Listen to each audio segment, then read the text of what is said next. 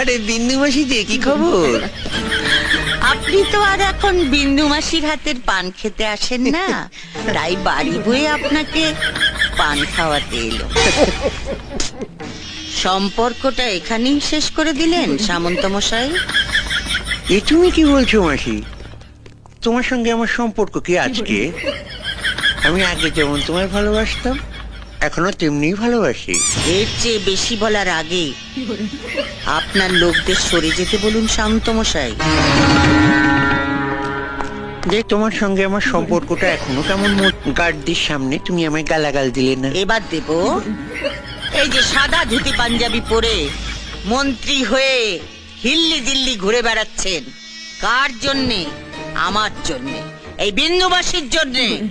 ভোটের সময় বুথের সামনে বোমা ফেলে ছাপ্পা মেরে আমার ছেলেরা 60% ভোট আপনার পকেটে ঢুকিয়ে দিয়েছিল।